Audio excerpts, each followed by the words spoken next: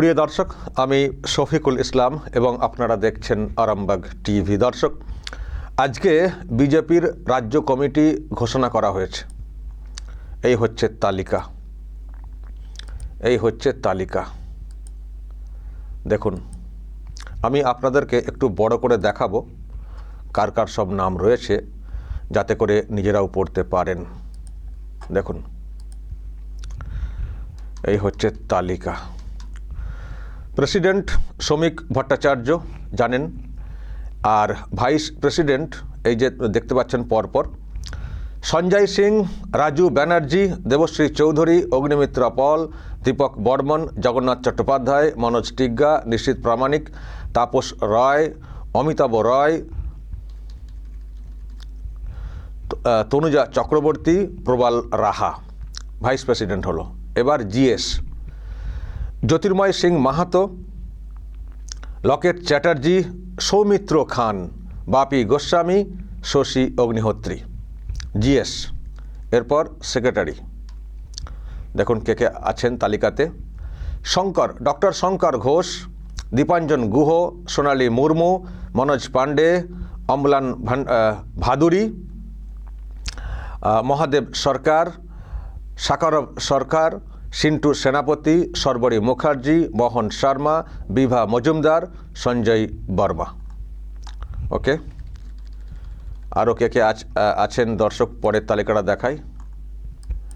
আচ্ছা, এখানে দেখুন treasurer Ashis Bapat, joint treasurer Prabin Agarwal, joint treasurer আরেকজন Vidyasagar Mantri, office secretary Pranay Roy, joint office secretary Pratyush Mondal. Okay, আর কি আছে এবার দেখুন। সোশ্যাল মিডিয়া ইনচার্জ, মানে সোশ্যাল মিডিয়া ডিপার্টমেন্টের ইনচার্জ কে? Saptarshi Chowdhury. Co in charge Pritam Bhattacharya, co in charge Bijay Ghoshal, co in charge Upamanyu Bhattacharya, co in charge Rakesh Bose. এবার হচ্ছে IT cell in charge Joy Mallick, co in charge Ramjyoti সরকার,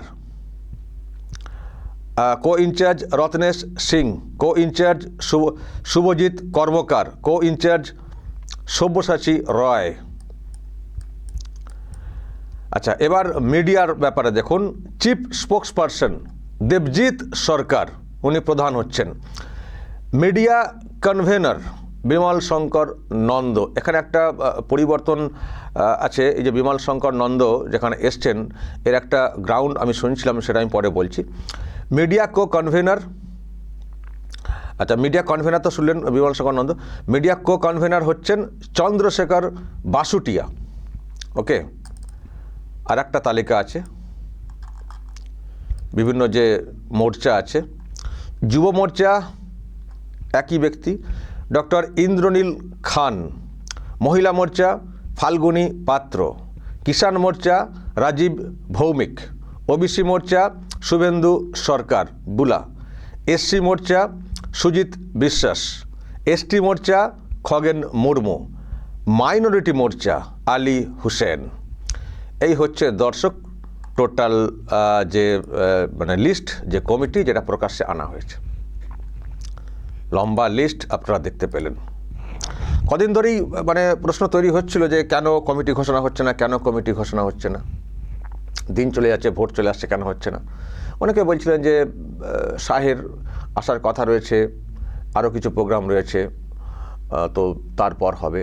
মোদিজি এসছিলেন মাঝখানে। তো অবশেষে এই কমিটি ঘোষণা হয়েছে। এবার দর্শক নিশ্চয়ই এটা নিয়ে অনেক কাটাছেড়া হবে।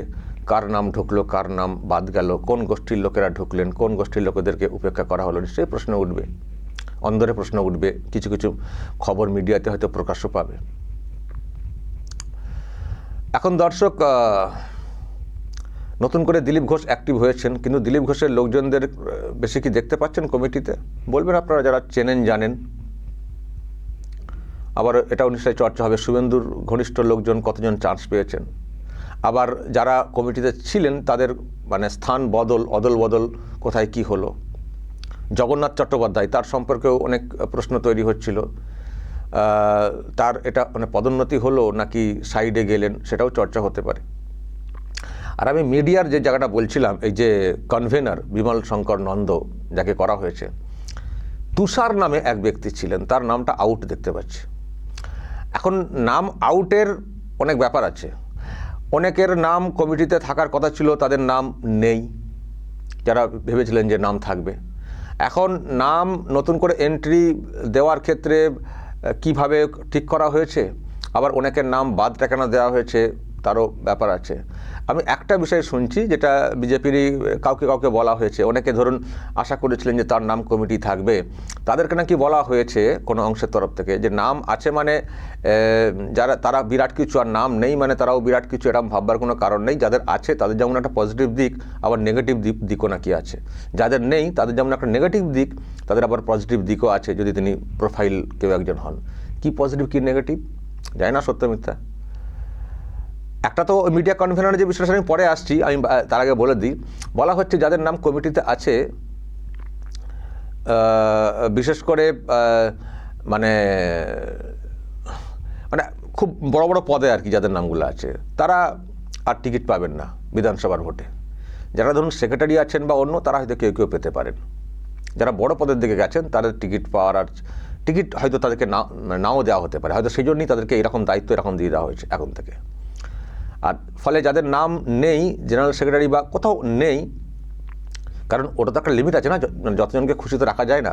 কিন্তু ওখানে নাম যাদের নেই কিন্তু নাম থাকার মতো তারা আশা করেছিলেন, তাদের আবার টিকিট পাওয়ার চান্স আছে। এটা নাকি বলা হয়েছে, যারা ফোন করে জানার চেষ্টা করেছেন কি হলো, আমার নামটা আশা করেছিলাম, তখন নাকি বলা হয়েছে যে ওখানে নেই তো কি হয়েছে, টিকিটের মানে যখন টিকিট হবে দেওয়া তখন হয়তো নাম থাকতে পারে। ফলে ওখানে এনগেজ হয়ে গেলে, বেশি পদ আশা করে ফেললে, এখানে তো নাও তালিকায় নাম থাকতে পারে, টিকিটের তালিকায়। ফলে এ নিয়ে হতাশ হওয়ার কোনো কারণ নেই। যাদের নাম নেই তাদের হয়তো তালিকায় নাম থাকবে, আর যাদের নাম এখানে আছে তাদের অনেকেরই নাম মানে ওই প্রার্থী তালিকায় নাও থাকতে পারে। ফলে দুটোরই একটা পজিটিভ নেগেটিভ দিক আছে। এখানে আছেন, বড় পদ পেয়েছেন, কিন্তু এমএলএ টিকিট পাওয়ার চান্স নেই, আর এখানে নেই কিন্তু চান্স আছে।